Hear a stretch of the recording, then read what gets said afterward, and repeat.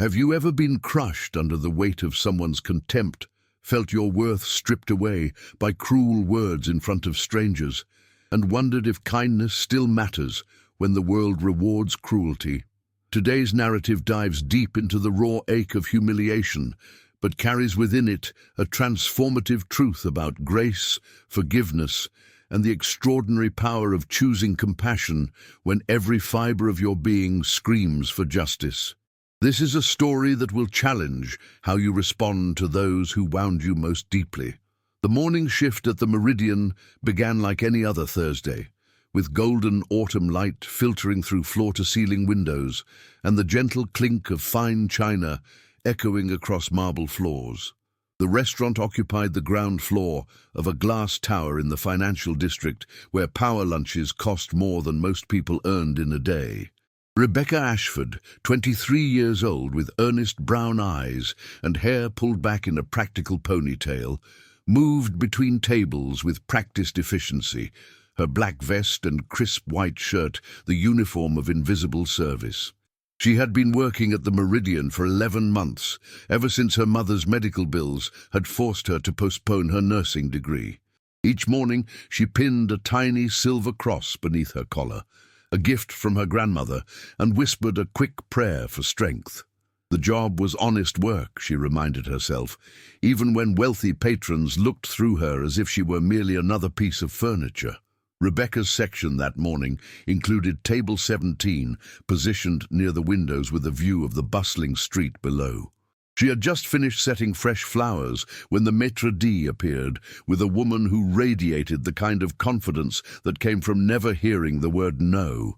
The guest was perhaps 40 years old, impeccably dressed in a tailored grey suit that probably cost more than Rebecca's monthly rent, with blonde hair swept into an elegant low ponytail and the kind of flawless makeup that suggested a personal stylist. A designer handbag worth thousands hung from her chair. Everything about her screamed success, power, and complete assurance of her place at the top of every hierarchy. "Good morning, ma'am. Welcome to the Meridian. My name is Rebecca, and I'll be taking care of you today," Rebecca said with a warm smile, presenting the menu with both hands as she'd been trained. "May I star you with something to drink?" The woman didn't look up from her phone. Her fingers flew across the screen, sending messages with the rapid-fire intensity of someone accustomed to making decisions that affected hundreds of lives. "Coffee. Black." Immediately, the words were clipped, mechanical, as if Rebecca were a voice-activated assistant rather than a human being. "Right away, ma'am." Rebecca returned moments later with a gleaming silver coffee service, the steam rising in delicate spirals. She poured carefully, ensuring not a single drop marred the pristine white tablecloth. "Have you had a chance to review our menu? Our chef's special today is—" "I didn't ask for a performance," the woman interrupted, her blue eyes finally lifting to fix Rebecca with a look of pure disdain. "Just bring me the seasonal salad, dressing on the side, and make sure the greens are actually fresh this time. Last week, this place served me something that belonged in a compost bin." Rebecca's smile never wavered, though something tightened in her chest. "Of course, ma'am. I'll make sure everything is perfect." The morning progressed with Rebecca attending to her other tables, each interaction a small exercise in patience and grace. She laughed at an elderly couple's gentle jokes, helped a businessman's assistant navigate the menu, and fetched extra crayons for a young child dining with her parents. But table 17 remained a cold spot in her otherwise pleasant section, the blonde woman's presence like a storm cloud that refused to move. When Rebecca delivered the salad, she had personally inspected every leaf in the kitchen, ensuring only the crispest, most vibrant greens made it to the plate. The presentation was immaculate, each component arranged with artistic precision. "Your seasonal salad, ma'am. Chef selected these ingredients fresh from the market this morning. Is there anything else I can bring you?" The woman stabbed her fork into the salad, lifted a single leaf, and examined it as if inspecting evidence of a crime. Then, without warning, she dropped the fork with a clatter that drew glances from nearby tables. "This is wilted. Are you blind or just incompetent? Rebecca felt heat crawl up her neck. I'm so sorry, Ma'am. I inspected it myself before bringing it out. I'd be happy to have the kitchen prepare a fresh one immediately. You inspected it. The woman's voice rose, sharp enough to slice through the restaurant's ambient murmur. Conversations at surrounding tables faltered, heads turning. So you deliberately brought me substandard food. Is that what passes for service at this establishment? No, ma'am, I would never. Rebecca's voice trembled slightly, her fingers gripping her notepad. Around them, the restaurant had grown quiet, dozens of eyes watching the scene unfold. She could feel the weight of their stares, some sympathetic, others merely curious about the entertainment. The woman stood abruptly, her chair scraping against marble with a harsh screech. She was taller than Rebecca, and she used every inch of that height to loom, forcing Rebecca to tilt her head back to maintain eye contact. Do you have any idea who I am? I'm Victoria Hartwell. I run Hartwell Consulting Group. We handle accounts worth millions. When I eat at a restaurant, I expect excellence, not some incompetent little girl who can't tell the difference between fresh and garbage. The words hit like physical blows. Rebecca felt her face burning, her heart hammering against her ribs. She wanted to disappear, to sink through the floor, to be anywhere but here with every wealthy patron in the restaurant watching her humiliation. But she forced herself to remain still, to keep breathing, to maintain her professional composure, even as her eyes began to sting with unshed tears. I apologize, Miss Hartwell, Rebecca managed, her voice barely above a whisper. Please let me make this right. I'll personally prepare a new salad, or you can order anything else on the menu, complimentary.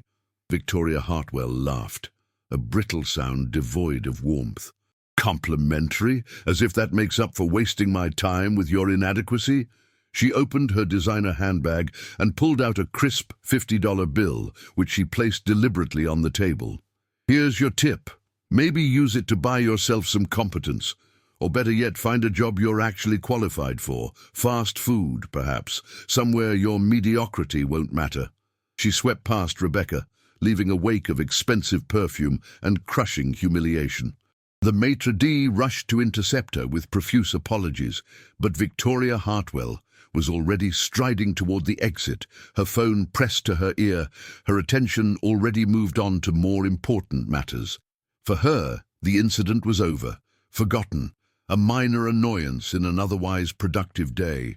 For Rebecca, standing frozen beside table 17 with $50 burning like an accusation on the pristine cloth, the moment stretched into an eternity.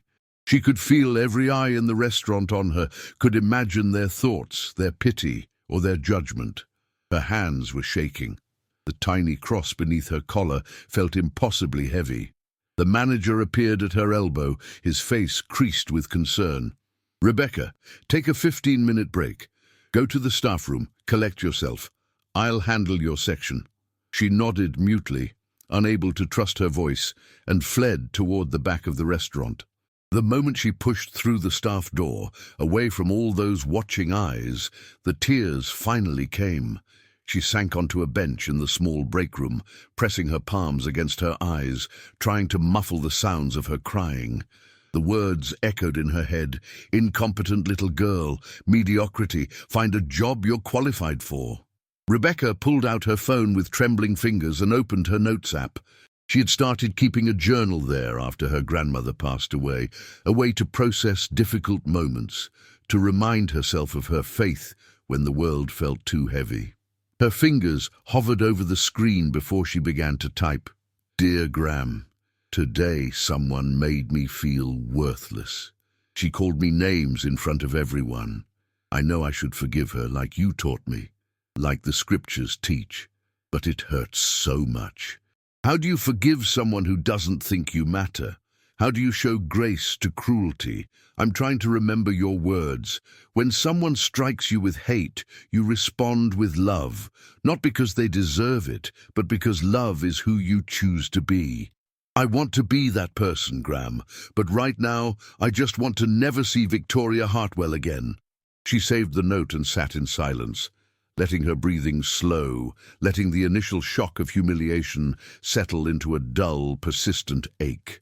After 12 minutes, she stood, washed her face in the tiny bathroom, reapplied her minimal makeup, and checked her reflection.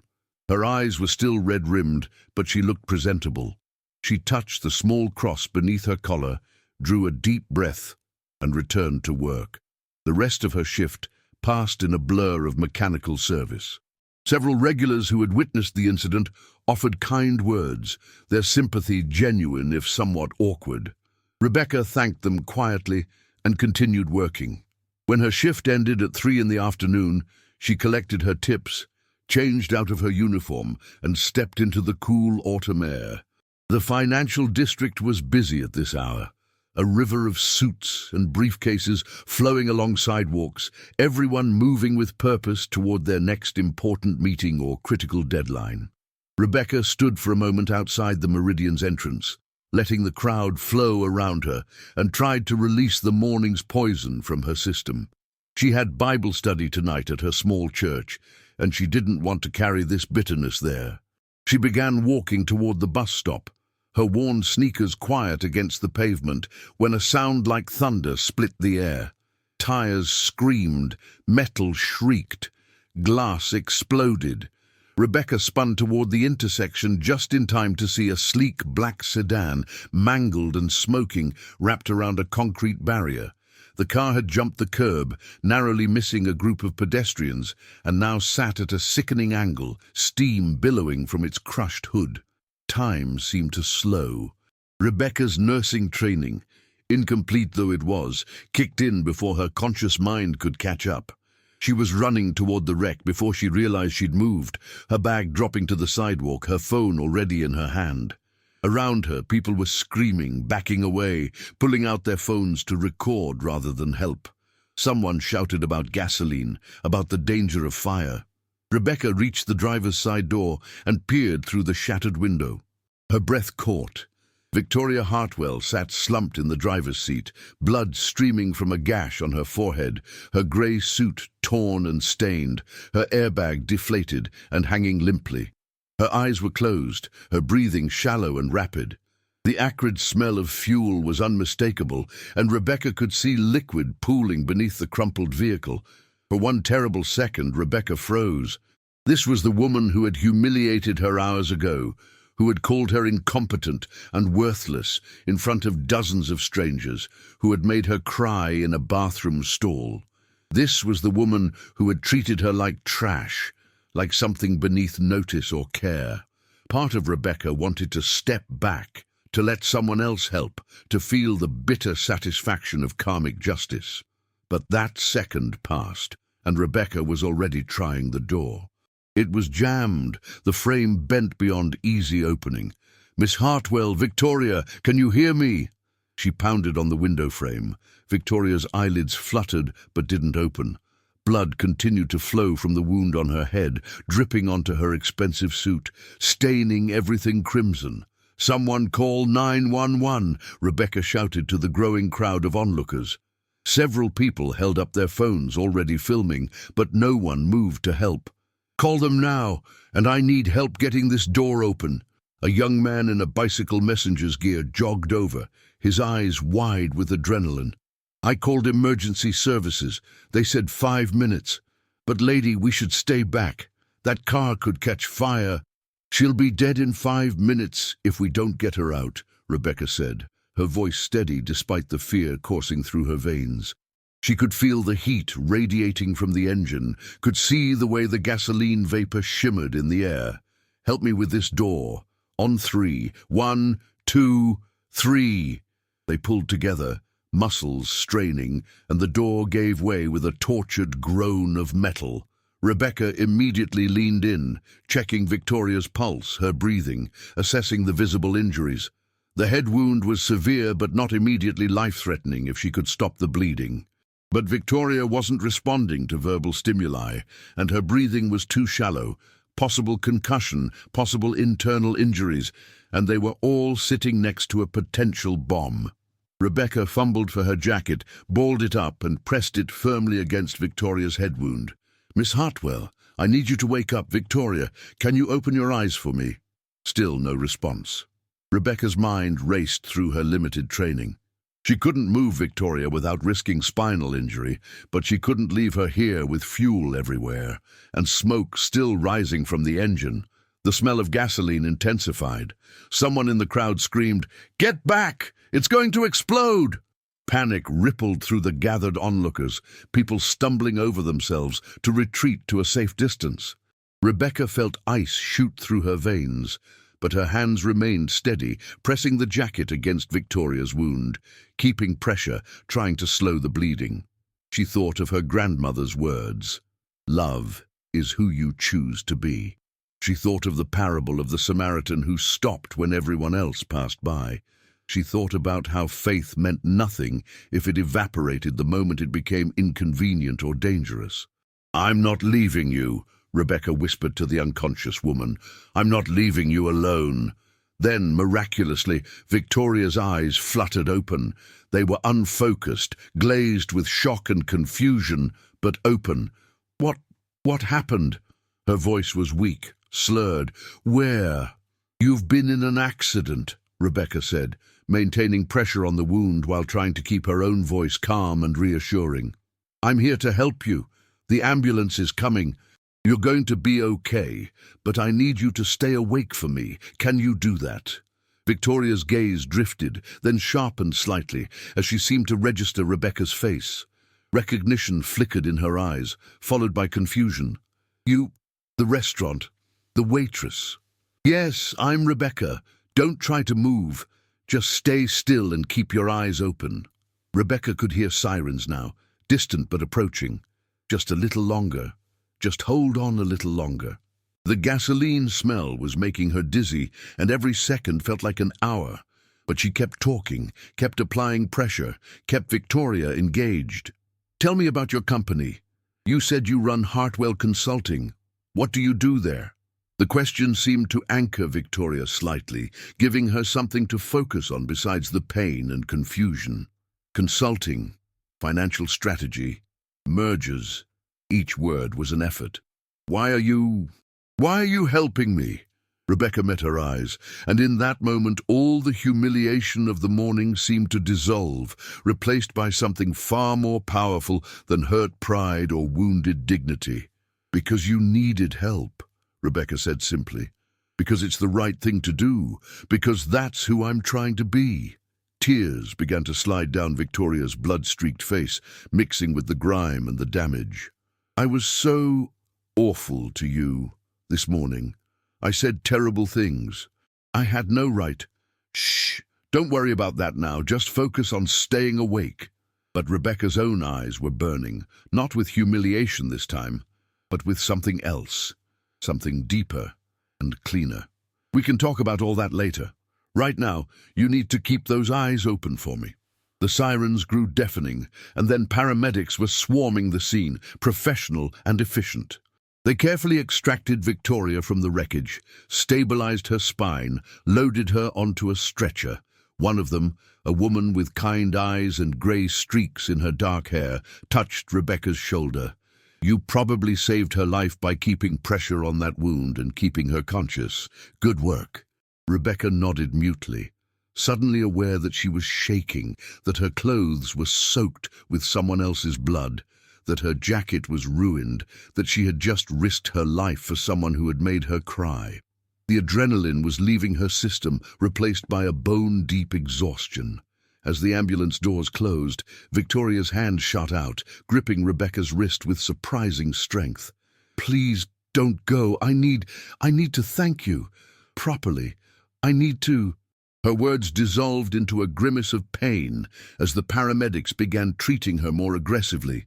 "I'll visit," Rebecca promised. "I'll come check on you. I promise." Victoria's grip loosened, and the ambulance doors shut. The vehicle pulled away, sirens wailing, leaving Rebecca standing in the middle of a crime scene, surrounded by strangers, with their phone cameras, and a mangled vehicle being doused with foam by firefighters who had finally arrived. A police officer approached, notepad in hand, asking for her statement. Rebecca answered his questions mechanically, her mind still processing everything that had happened. When he finally released her, she retrieved her bag from where it had fallen on the sidewalk, checked the time, and realized she had missed her bus and would have to take 2 additional transfers to make it to Bible study on time. She was covered in blood and smelled like gasoline. She looked like a disaster. But she felt oddly light, as if some great weight she hadn't known she was carrying had lifted from her shoulders. She touched the small cross beneath her collar, the one that had made it through the entire ordeal, and smiled despite everything. 3 days later, Rebecca stood outside room 412 at Mercy General Hospital, holding a small bouquet of daisies she'd bought from the hospital gift shop. They weren't expensive, certainly nothing compared to what someone like Victoria Hartwell was probably accustomed to, but they were cheerful and bright, and Rebecca had always believed that intention mattered more than cost. She knocked gently on the partially open door. "Miss Hartwell, it's Rebecca Ashford from the accident. May I come in?" "Rebecca." Victoria's voice came from within, stronger than it had been at the crash site, but still carrying the weariness of someone recovering from trauma. "Yes, please, come in."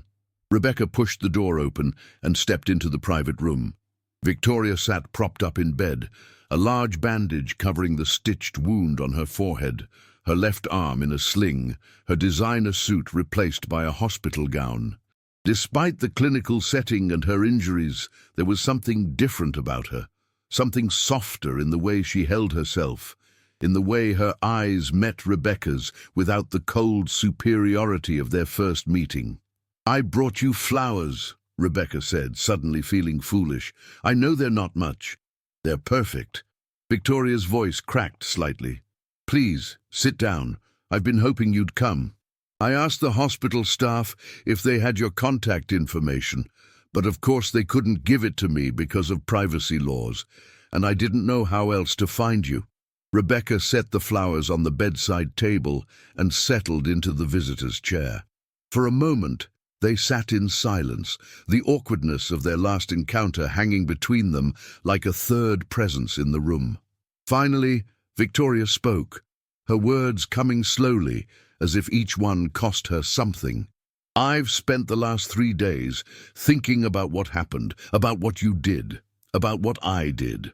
She looked down at her hands, which were folded in her lap, the fingers of her uninjured hand worrying at the edge of her blanket. "The doctors told me that if you hadn't acted so quickly, if you hadn't kept pressure on the wound and kept me conscious, I probably would have bled out before the ambulance arrived. They said you saved my life." "I did what anyone would have done," Rebecca said quietly. "No." Victoria's voice was firm, urgent. "No, that's not true. I've been lying here watching the news coverage, seeing the footage people posted online. There were dozens of people at that intersection, Rebecca. Dozens. And they all backed away. They were too scared, too worried about the fire risk, too concerned with filming it for social media. But you ran toward the danger. You risked your life to save mine." She paused, and when she continued, her voice was thick with emotion. "You saved the life of someone who had humiliated you hours earlier, someone who treated you like you were worthless, someone who didn't deserve your compassion." Rebecca felt her own throat tighten. "Everyone deserves compassion, Miss Hartwell. Everyone deserves to be helped when they're in trouble. That's not something you have to earn. Call me Victoria, please." The older woman's eyes were bright with unshed tears. "And I need to apologize to you, properly. What I said to you at the restaurant, the way I treated you, it was unforgivable. You were doing your job, trying to serve me with kindness and professionalism, and I—" She stopped, overcome, and pressed her uninjured hand to her mouth for a moment before continuing. "I've been thinking about why I acted that way. It's not an excuse, but I want you to understand. I had just come from a meeting where I'd been passed over for a major promotion. They gave it to someone younger, someone male, and I was furious and hurt and feeling like no matter how hard I worked or how successful I became, it would never be enough. And I took all that rage and insecurity, and I aimed it at you because you were there, and you were safe to hurt. Because in that moment, making you feel small made me feel powerful. Rebecca listened, watching Victoria's carefully constructed walls crumble, seeing for the first time the wounded, frightened person beneath the armor of success and superiority. "Thank you for telling me that," she said softly. "It helps me understand." "I don't deserve your understanding," Victoria said, tears now flowing freely down her cheeks, dampening the hospital gown. "But I'm asking for it anyway. I'm asking for your forgiveness, Rebecca. Not because I've earned it, but because I desperately need it. Lying in that hospital bed, knowing that the person I'd wounded most deeply was the one who saved my life, it broke something in me. Something that needed to break." Rebecca reached across the space between them and gently took Victoria's hand. The gesture seemed to shatter what remained of Victoria's composure. She wept, her shoulders shaking, and Rebecca held her hand through it all, offering the same silent compassion she would give to anyone in pain, regardless of their past actions or their bank account or their position in the world. When Victoria finally composed herself enough to speak again, she said, "How? How did you do it? How did you put aside what I'd done to you and help me anyway?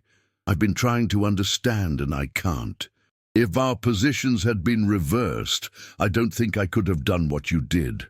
I would have wanted revenge, justice, something." Rebecca was quiet for a moment, considering her answer carefully. "I can't say I didn't think about walking away," she admitted. "When I first saw it was you in that car, part of me wanted to. Part of me thought it was fair, that maybe the universe was balancing the scales. But then I remembered something my grandmother used to tell me. She said that love isn't a feeling, it's a choice. And choosing love, especially when it's hard, especially when the person doesn't deserve it, that's when it matters most.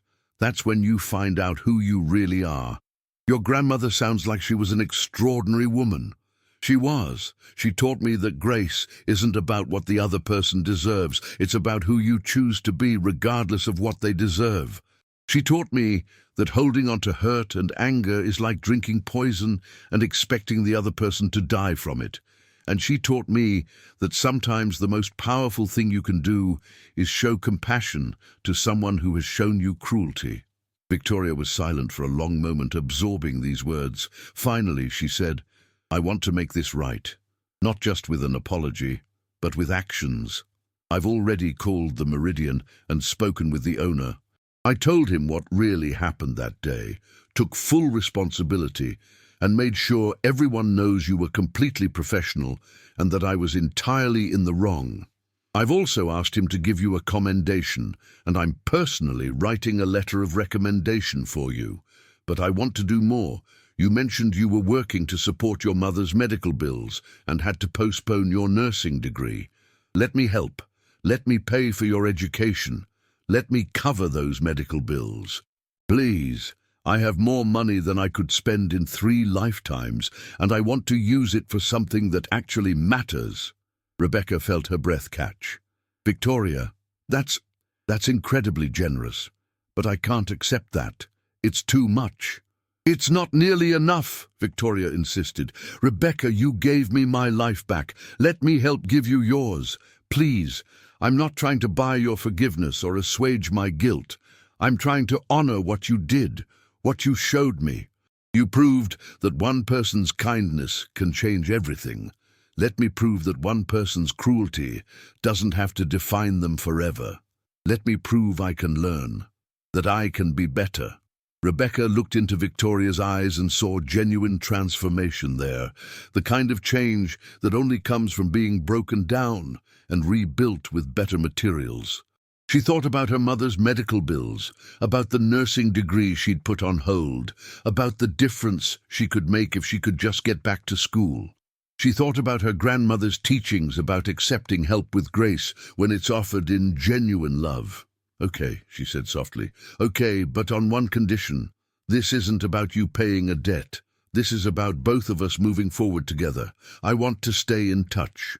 I want us to be friends, real friends, not just connected by this one event. Can we do that?" Victoria's smile was radiant despite the bandages and the hospital setting.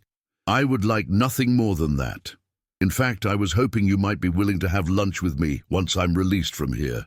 Somewhere nice, somewhere I can sit across from you as an equal and actually listen when you talk about your life and your dreams and your grandmother's wisdom.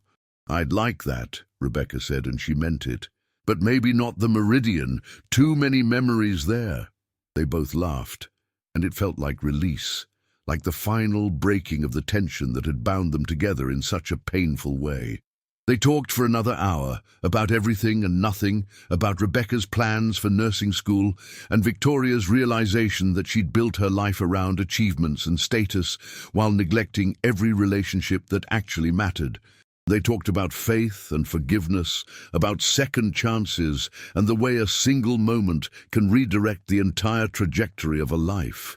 When Rebecca finally stood to leave, promising to visit again the next day, Victoria caught her hand one more time.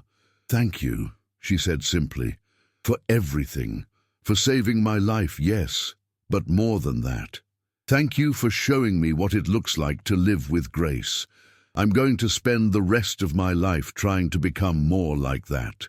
"We're all works in progress," Rebecca said with a smile. "The important thing is, we keep trying." Rebecca left the hospital as the sun was setting, painting the sky in shades of orange and gold that seemed almost impossibly beautiful after the week she'd had. She pulled out her phone and opened her notes app, scrolling back to the entry she'd written in the restaurant break room days earlier. She read her grandmother's words again. "When someone strikes you with hate, you respond with love. Not because they deserve it, but because love is who you choose to be." She started a new entry. "Dear Gram, I think I finally understand what you meant. Love isn't easy, grace isn't comfortable, but choosing compassion when everything in you wants to choose bitterness, that's where transformation happens. Not just for the person you're forgiving, but for yourself." Victoria Hartwell humiliated me, but in saving her life, I saved something in myself too. I saved my own capacity for grace, and maybe that was the real rescue all along. Thank you for teaching me that. Thank you for showing me how to be someone who runs toward the wreckage instead of away from it. I hope I made you proud. 6 months later, Rebecca stood in her nursing school scrubs, having just completed her first day of clinical rotations, her tuition paid in full, her mother's medical bills resolved, her future bright with possibility. In her bag was a card from Victoria, who had become not just a benefactor but a genuine friend, someone Rebecca met with regularly for coffee and conversation, watching with joy as the brittle, defensive woman she'd first met transformed into someone capable of vulnerability and authentic connection. The card read simply, "Thank you for showing me that who we are in our worst moments doesn't have to define us. Thank you for proving that grace is stronger than cruelty, that love is more powerful than hate, and that one person choosing compassion can change 2 lives forever. You are my hero, Rebecca. You always will be. With love and gratitude, Victoria." Rebecca pinned the card to her bulletin board, right next to a photo of her grandmother, and smiled. She touched the small silver cross she still wore every day beneath her collar, and sent up a silent prayer of thanks for the unexpected ways the universe teaches its most important lessons, for the strange grace of being given opportunities to practice what you profess to believe, and for the beautiful, painful, transformative power of choosing love when hate would be so much easier. She had learned that true strength isn't found in perfection or status or power over others. True strength is found in the quiet choice to extend compassion when you've been given every reason not to see the humanity in someone who has failed to see yours, and to believe that people can change, grow, and become better than their worst moments. And in that believing, in that choosing, she had discovered that grace isn't just something you give to others. It's something you give yourself. The grace to be imperfect, to be hurt and still choose kindness, to be wounded and still choose healing, to be human and still choose love. That Rebecca thought, as she prepared for her next day of classes. Her next step toward the career she'd dreamed of since childhood was the message her grandmother had been trying to teach her all along. That love isn't a feeling that sweeps you away, or a luxury you indulge in when circumstances are favorable. Love is the hard, daily, moment-by-moment choice to see the divine spark in every person you meet, even the ones who make you cry in break rooms, even the ones who call you worthless, even the ones who fail spectacularly to recognize your worth. And when you make that choice, when you run toward the wreckage instead of away from it, when you hold pressure on the wounds of someone who wounded you, when you choose grace over justice and compassion over revenge, something miraculous happens. You don't just save a life. You save your own soul from the bitterness that could have consumed it. You prove that the darkness doesn't get to win, that cruelty isn't the final word, that transformation is always possible, and that one person's courageous choice to love can set off ripples that change everything. Rebecca Ashford, 23 years old, nursing student and once humiliated waitress, had learned that lesson in the most unexpected way possible. And she carried it with her like armor and comfort both, a truth more valuable than any salary, more powerful than any status, more enduring than any earthly achievement. She carried it in the small silver cross beneath her collar, in the memory of her grandmother's wisdom, in the friendship with a woman who had been her enemy for one terrible morning, and in the certain knowledge that when the next impossible choice came, when the next opportunity to choose love over hate presented itself, she would know exactly what to do. She would run toward the wreckage. She would hold pressure on the wound. She would choose grace, because that, she had finally learned, was who she was meant to be, not despite the pain, but because of it, not in spite of the humiliation, but transformed by it, not as someone who had everything figured out, but as someone willing to be broken open and rebuilt into something stronger, kinder, and more fully human. And in that becoming, in that daily choice, she found what her grandmother had promised was waiting there all along, peace that surpassed understanding, joy that existed independent of circumstances, and love that cast out fear and hatred and every small bitter impulse to pay cruelty with cruelty. She found grace, and grace, she discovered, was enough, more than enough. It was everything.